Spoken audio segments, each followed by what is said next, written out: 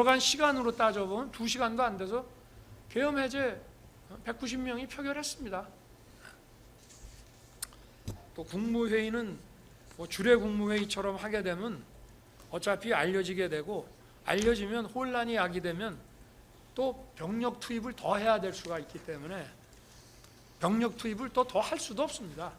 그래서 나중에 그 특전사가 국회 경내에서 시달리는 거 보고 좀 뭐 더 투입을 하라고 했습니다마는 뭐 벌써 투입됐을 때 국회 저 후문 쪽에 왔는데 이미 계엄이 해제돼 가지고 다 돌아갔습니다. 그래서 병력 투입 최소화를 유지하기 위해서 이렇게 이제 했고요. 그리고 국무총리, 외교, 국방, 통일, 행안, 법무, 그리고 대통령 이렇게 하면 기본적으로 이게 7명입니다.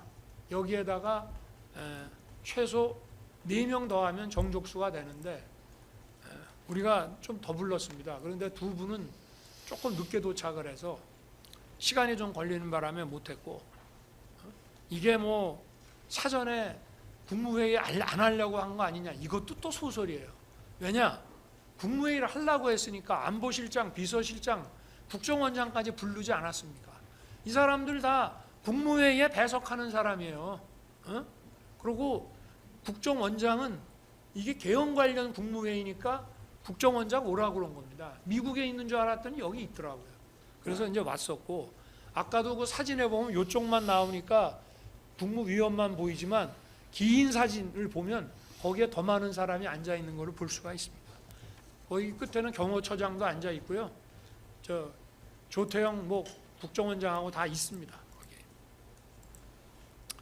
그리고 원래 더 빨리 부르려고 했는데 총리하고 외교부 장관이 좀 하도 반대도 하고 저하고 좀 논쟁을 하고 하다 보니까 전화 거는 게 조금 늦어져서 시간이 좀 걸린 것 뿐입니다. 그리고 이 비상계엄 선포와 같은 국가 긴급권은 대통령이 독점적이고 배타적으로 행사하는 헌법상 권한입니다. 그래서 실체적, 절차적 그 요건 구비 여부에 대한 판단 역시 대통령에게 전속하는 것입니다. 그리고 국회의 계엄 해제 요구라는 정치적, 사후적 통제만 받습니다. 자, 이게 요건에 완벽하게 맞아. 그런데 국회가 부당하게 또는 위법하게 계엄을 해제하라고 하면 해제해야 됩니다. 이게 국가 상황이 계엄을 선포하지 않으면 안 되는 상황인데 국회가 그래도 해제하라고 위법부당하게 의결을 하면 해야 되는 겁니다. 마찬가지로 대통령의 계엄 선포도 정말 이것이 뭐 처음부터 국헌문란과 내란을 획책한 거 아니면은 계엄 선포 자체는 유효한 것이고, 그리고 그 유효함을 전제로 국회는 계엄 해제 요구를 하는 것입니다. 물론 계엄 선포 이후에 유혈 사태가 발생해서 개별 행위들에 대해서 그 상당성과 책임 문제를 논하는 것은 변론입니다.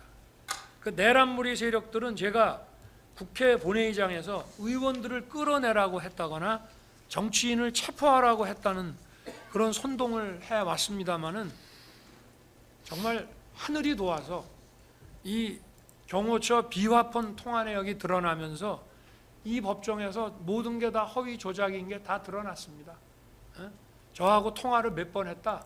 통화한 시간, 시각 정확하게 나왔습니다. 뭐 수방사 어느 뭐 저 참모가 들었다는 얘기, 아니 수방사령관하고 통화한 것이 25초, 29초, 16초, 25초입니다. 그게 다입니다. 그런데 법정에 와서 증언하는 거 보면은 앞뒤가 안 맞는 얘기를 합니다. 그러니까 이 통화 시각과 시간을 보면은 정확하게 알 수 있습니다. 여기 지금 이 자리에도 와 계시고, 뭐 아까 대통령의 뭐 내가 상피곤해서 뭐라고 얘기하고 싶지는 않습니다만은 대통령의 뭐 위법한 지시를 거부했다 하는데 위법한 지시를 한 적도 없고 할 수도 없었습니다.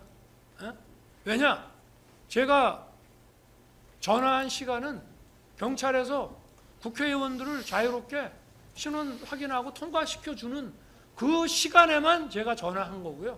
그리고는 1시간 10분 후에 표결 들어가고 전화를 했기 때문에 월담 의원을 잡아라, 체포해라, 뭐 국회의원을 체포해라 그런 얘기를 한다는 자체가 미친 사람 아니고선 할 수가 없는 거죠. 그리고 경찰이나 군이요, 나하고 뭐 내가 옛날 무슨 하나회도 아니고 내가 뭘 믿고 물론 내가 임명한 뭐 장관급, 차관급 공무원이라고 하지만 내가 뭘 믿고 택도 아닌 것을 부탁을 하겠으며 체포하면 그 다음 어떻게 할 겁니까? 자, 저는 김용현 장관이 그 사령관들한테도 계엄 선포를 알려주질 못했습니다. 왜 그렇게 했느냐? 제가 12월 2일 월요일 날로 예정된 감사원장 탄핵 발의가 무산되면 계엄 선포도 없는 것으로 하자고 했기 때문에 그렇습니다. 중앙지검장이 탄핵되면 그걸 할 수 없다.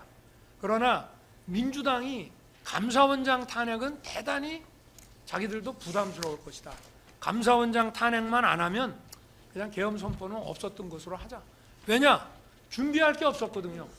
김용현 장관하고 저 사이에 그 선포문 그리고 자기가 그 계엄 매뉴얼에서 본 옛날 그 포고령 그리고 뭐 국무회의 절차가 필요하다는 거 그게 다예요.